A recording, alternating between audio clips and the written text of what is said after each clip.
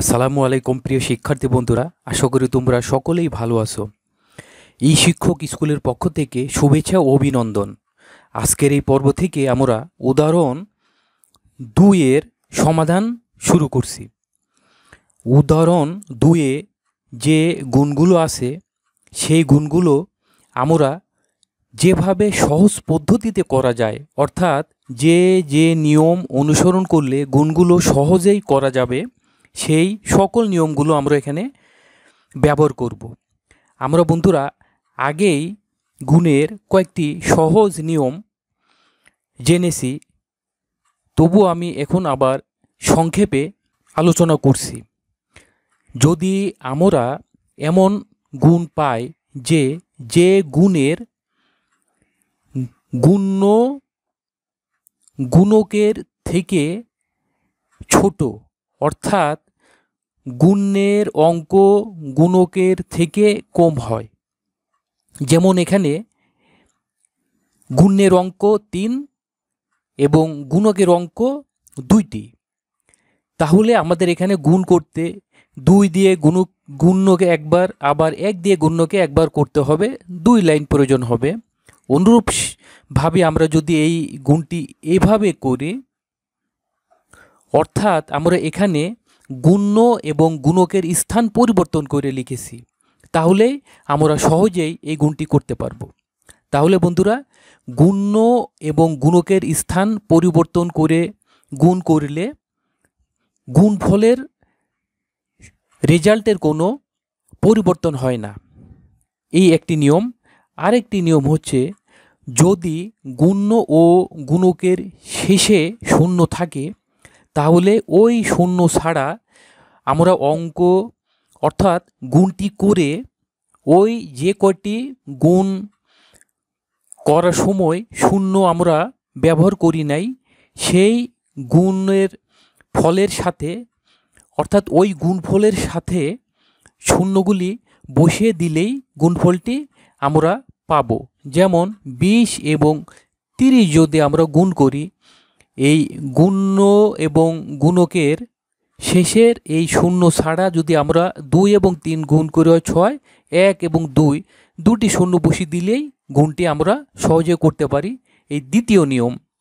আরেকটি নিয়ম হচ্ছে, যদি এমন সংখ্যা থাকে গুণ করার সময় যে আমরা তাকে ভেঙে লিখতে পারি, অর্থাৎ যদি 99 বা এভাবে থাকে, তাহলে 100 থেকে 1 বিয়োগ দিলে আমরা 99 পাই, অর্থাৎ শূন্যযুক্ত সংখ্যা আমরা তৈরি করব, যেন আমরা সহজেই গুণটি করতে পারি, অর্থাৎ গুণ শূন্য দিয়ে গুণ করতে সুবিধা হয়।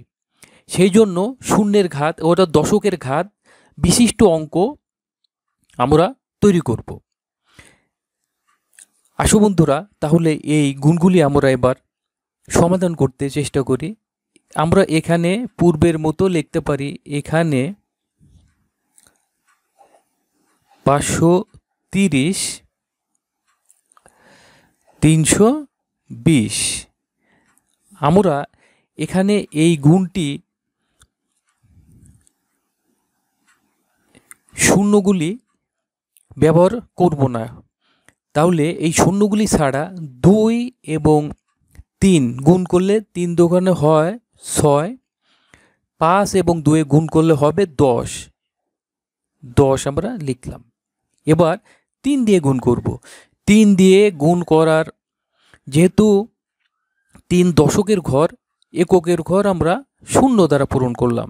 3 3 গুণ করলে হয় 9, 3 আর 5 গুণ করলে হয় 3 5 15। আমরা এবার যোগ করে পাই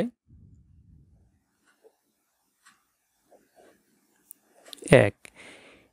এখন আমরা যেহেতু এই দুটি সংখ্যা গুণের সময় ব্যবহার করি নাই, সেই জন্য এই দুটি শূন্য গুণফলের শেষে বসিয়ে দিলাম। তাহলে বন্ধুরা, আমরা গুণফলটি পেয়ে গেলাম। এখানে আমরা লিখতে পারি উত্তর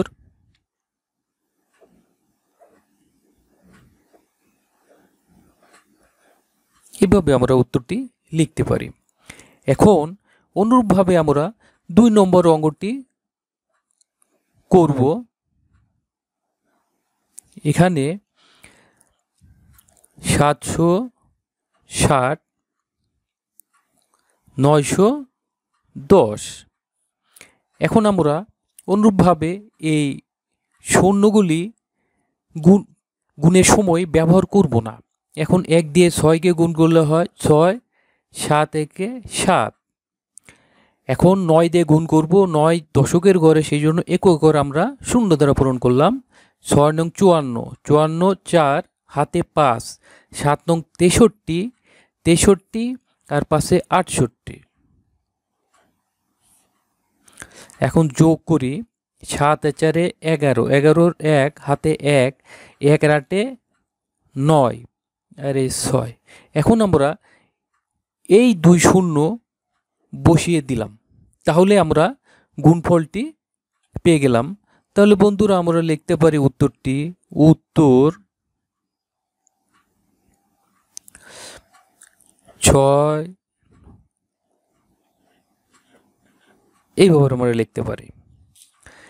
এখন আমরা 3 নম্বর অঙ্কটি সমাধান করব।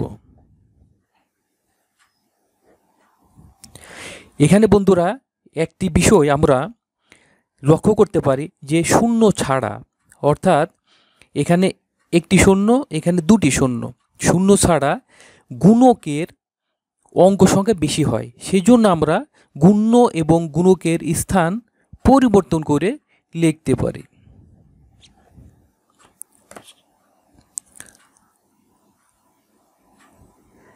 এখন আমরা গুণ করব, 4 একে 4, 4 একে 4। এই বাকি রাখা শূন্য 1 2 3, তিনটি শূন্য আমরা গুণফলের শেষে বসিয়ে দিলাম, তাহলে আমরা সহজেই গুণফলটি পেয়ে গেলাম। তাহলে আমরা উত্তর এবারে লিখতে পারি, উত্তর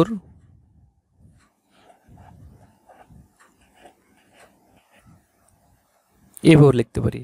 এখন সর্বশেষ গুণটি আমরা করব, অর্থাৎ 4 নম্বর গুণটি আমরা করব। আমরা এভাবে লিখতে পারি, এখানে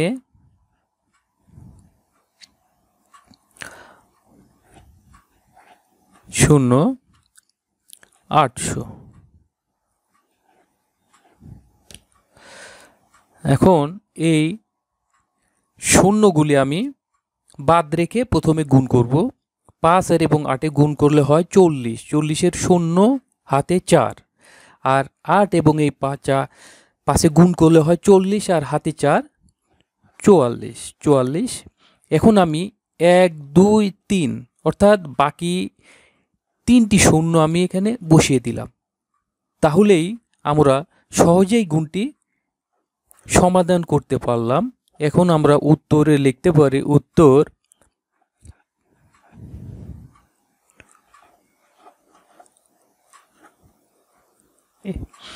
তাহলে বন্ধুরা এভাবে সহজভাবে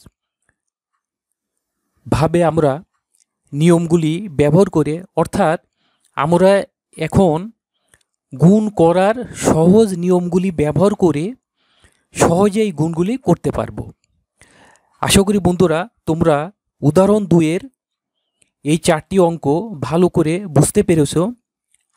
আমি আশা করব তোমরা নিয়মিত অনুশীলন করবে, এই আশা ব্যক্ত করে আমি পরবর্তী পর্বগুলো দেখার আমন্ত্রণ জানিয়ে এখানে শেষ করছি। আল্লাহ হাফেজ।